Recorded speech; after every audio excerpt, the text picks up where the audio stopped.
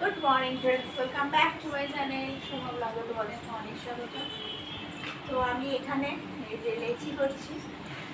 আজকে করবো বিকালবেলা এগরোল বানাবো। তো চলো তোমাদের সাথে শেয়ার করি এগরোলটা কীভাবে করছি না করছি। চলো,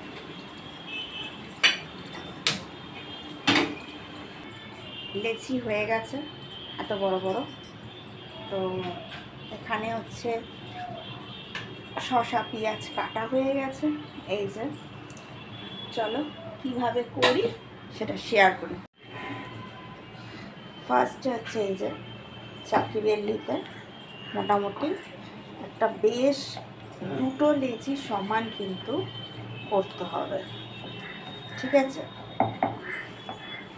দুটো লেচি সমান বেশ বড় বড় করতে হবে। বেশ একটা চাকির মতন, যতটা চাকি ততটা কিন্তু করতে হবে। চাটুটা যখন গরম হয়ে যাবে আমি দিয়ে দেবো। এটা ভালো করে গরম হোক, ততক্ষণে আর একটা লেচি বেলবো। একটা পিঠ হয়ে গেছে, এরকমভাবে পরোটাটার মতন করতে হবে, ঠিক আছে? এবার চলো এখানে সাদা তেল দেবো, দিয়ে পরোটাটা ভাজবো।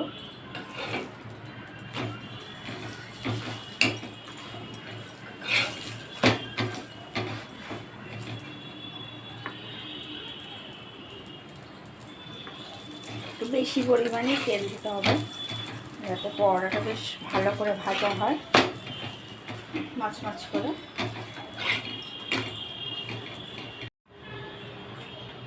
তো এরকম করে করে অলরেডি এখানে 3টে পরোটা কিন্তু ভাজা হয়ে গেছে। 1 2 3 ভাজা হয়ে গেছে। এবার এটা লাস্ট আছে। তো চলো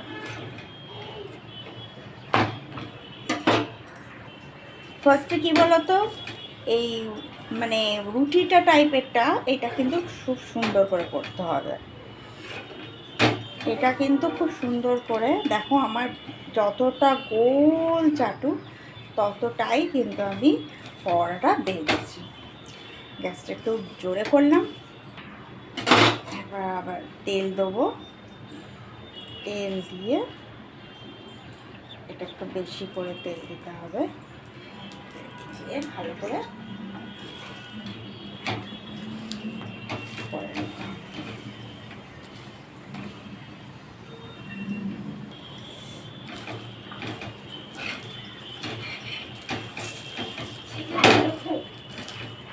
ঠিক আছে, যা যা গরম আছে, দুটো আছে, 4টে।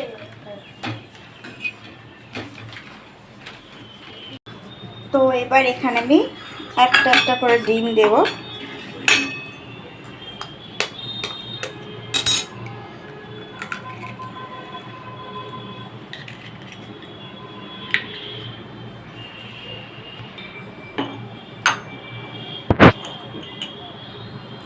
অল্প একটু নুন দেবো, অল্প, যেহেতু মাখানো আছে।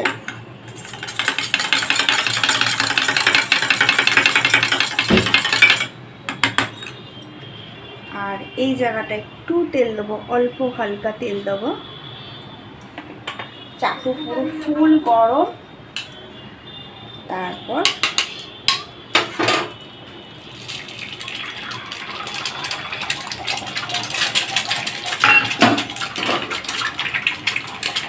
এবার এই যে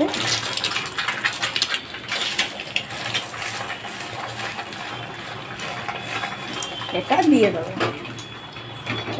করতে থাকবে।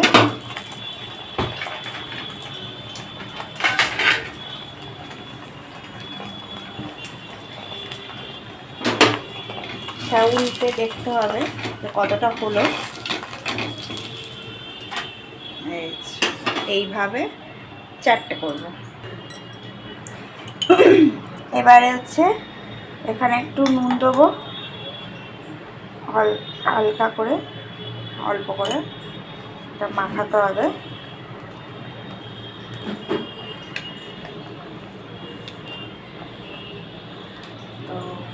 চলো দেখাই। ফার্স্টে দেখো সব হয়ে গেছে, 4-5টা হয়ে গেছে এখানে, এই যে। তো এইখানটা হচ্ছে এবারে শসাটা দিয়ে দেবো, ভালো করে মাখিয়ে নিই।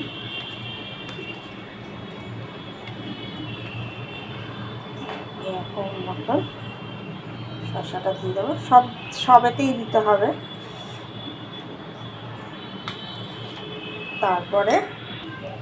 তারপরে হচ্ছে এখানটা সস দিয়ে দেবো।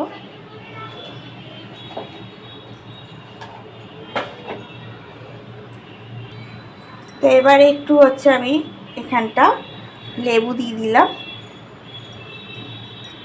এবার দেখো এটা রোল করব কিভাবে। কাগজ নিয়ে নিয়েছি, ফার্স্টে হচ্ছে পেপারটা রাখবো, এইভাবে রাখবো, এরকম রেখে এটাকে সহকারে এইভাবে নেবে,